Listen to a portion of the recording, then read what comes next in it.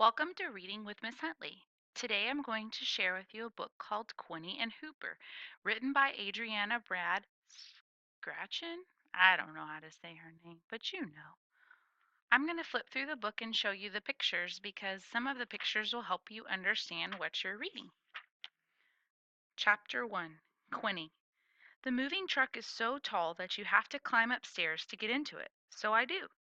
Inside, it's got a steering wheel as big as a hula hoop and tons of rocket ship control panels and a bouncy driver's seat that's a trampoline just for my bottom.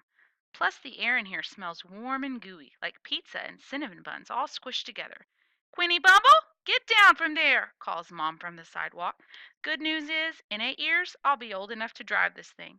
The grumpy news is, today we're moving.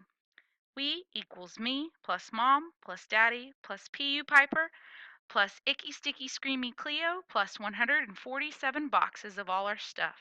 Goodbye, New York City. Hello, some other place in the middle of nowhere that we have to go to live for Mom's new job. The list of things I'm going to miss about my city is very, very, extra very long. I'll miss climbing the wall of bookshelves in our apartment and saving Central Park snowballs in our freezer. I'll miss digging for buried treasure in the recycling closet down the hall and chatting in the lobby with our doorman, Paco. I'll miss riding my scooter through goopy green puddles at the curb and taking the train to school underground. I'll miss my friends the most. I've got friends from all 9 floors of my building, from all 3 floors of my school, from theater camp, tap dance, taekwondo, and accordion lessons.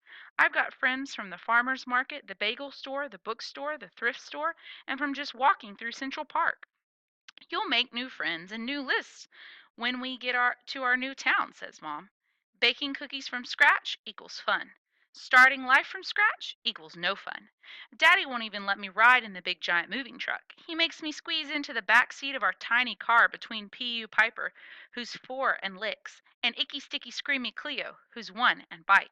There's barely enough room back here for my mini cooler, which fits just one precious Central Park snowball from our freezer. Plus, did I mention that Piper picks her nose and Cleo farts so loud it sounds like she's got a tuba in her diaper?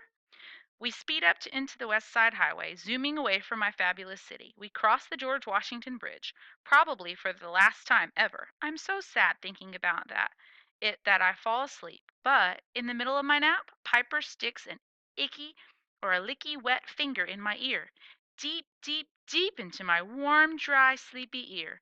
I wake up and howl, which makes Cleo wake up and howl, which makes my mom howl from the front seat.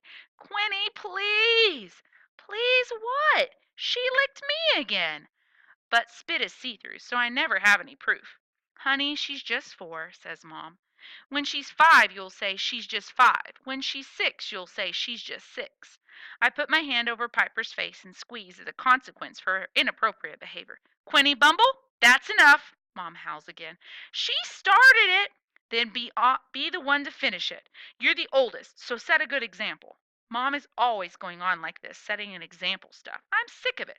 Just because I'm almost 9, which is the age between 8 and a half and really, truly, absolutely 9, she expects me to be perfect. Why doesn't Mom make Piper set an example for Cleo?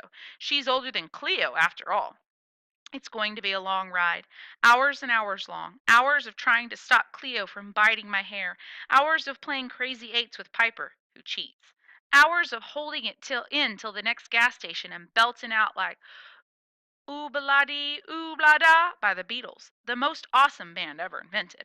Hours of staring out at nature, nature and more nature. I wait for all this nature to turn back into something interesting, like a subway stop or a skyscraper, but it doesn't. Finally, we pass the sign. Welcome to Whisper Valley. That's it, says Daddy. This is what? I ask. Our new town, says Mom. I look around. Whisper Valley has a million trees, but no people. The houses don't even touch each other. No wonder they look so bored. I lower the car window. It's quiet out here. Way too quiet. I sniff the air, which has exactly 0 flavor. Look, here's the downtown, says Mom. Isn't it charming? There's not much town in Whisper Valley's downtown. You can practically see the whole thing with one eyeball. Hardware store plus deli plus dry cleaner plus pizza palace is less than downtown. Where's the bagel store? Not every town has a bagel store, says Daddy. The deli here sells bagels. Where's the bookstore? Quinny, please. The sidewalk here looks so clean, I don't think anyone ever walks on it. We drive by an empty train station. We live by an empty playground. Where is everybody? Finally, the car stops in front of a barn. That's it, says Dad. That is what? I ask. Our new home, says Mom. We're moving into a barn? It's not a barn, says Mom. It's a house. It's called a Dutch colonial. Isn't it lovely? I take another look. It's the shape of a barn, the color of a barn. Are there cows and pigs inside? I ask. Mom rolls her eyes. She learned that from me. Our new barn house comes with new rules. No touching the rose bushes out front, says Dad. Ouch! Now I know why. No swinging on the porch swing, says Mom. No fair. It's not called a porch sittin' still and be bored, is it? No riding your scooter around the living room, says Daddy. Why not? This place is huge. We finally have room for a dog, I call out. Let's go to the shelter and pick one out. Quinny, please, answers more grown up groaning. Go check out your new room. My new room is up 11 creaky stairs and down an ultra long hallway that's perfect for bowling. It's got one squeaky door, two sunny windows, a closet that smells like grandma's hugs, and a ceiling that looks like coconut frosting. I don't know if it tastes like coconut frosting, but it's too high up to lick. I'm going to need a ladder. The good news about having my own room is that I won't have to smell Piper's PU when she doesn't wake me up in time to run to the bathroom at night. Plus, I can decorate this place any way I want. My favorite paint color is a tie between green with orange polka dots and orange with green polka dots. Maybe I'll even put in a porch swing. The grumpy news about having my own room is it's kind of lonely in here. How will I fall asleep at night without Piper's snoring?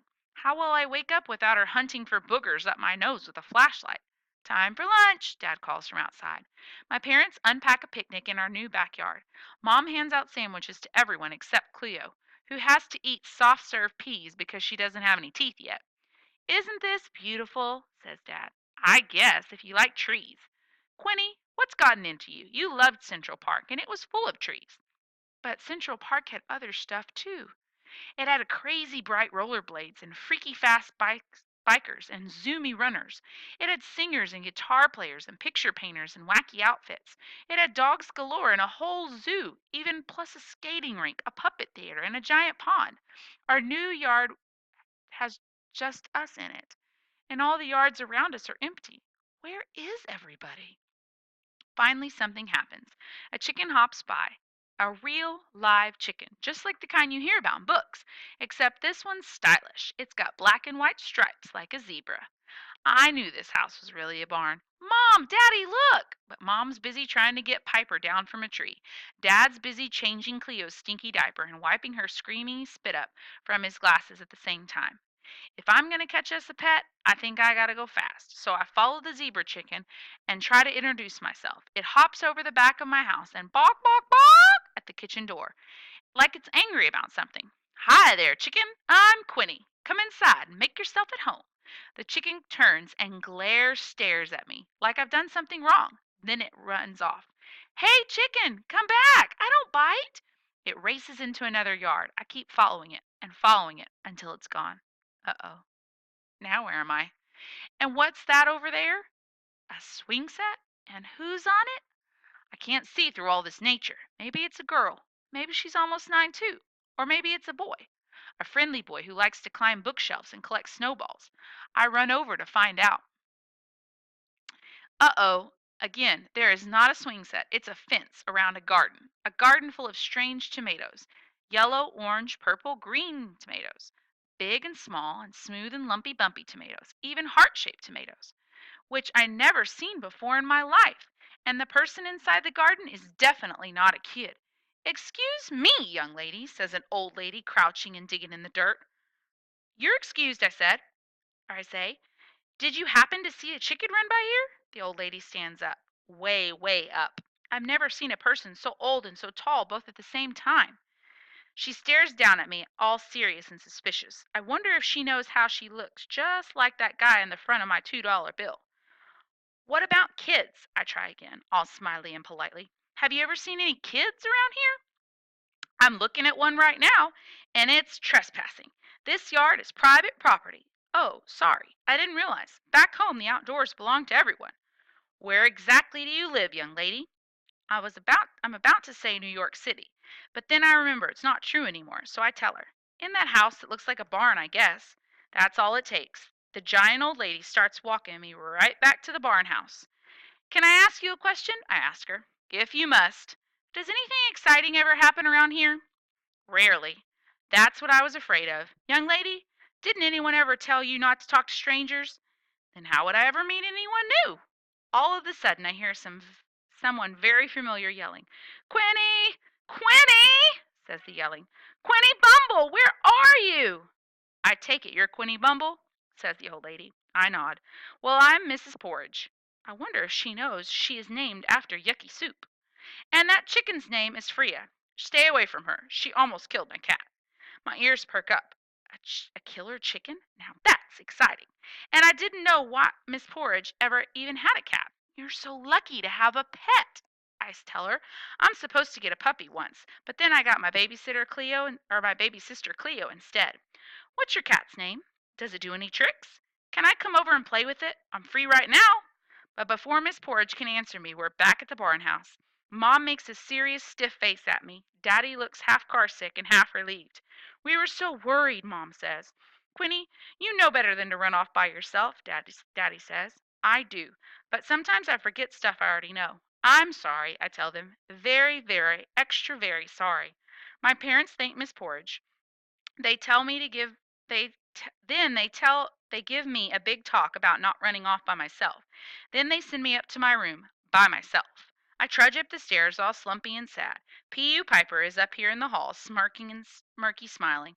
Nothing makes her happier than when I'm in trouble. She's also holding my snowball cooler, which reminds me I forgot to put the snowball in the freezer.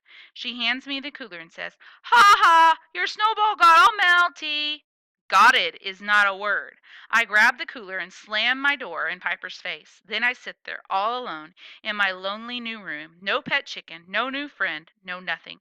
Just a cooler dripping dead snowball onto my feet. Moving here was the grumpiest idea ever.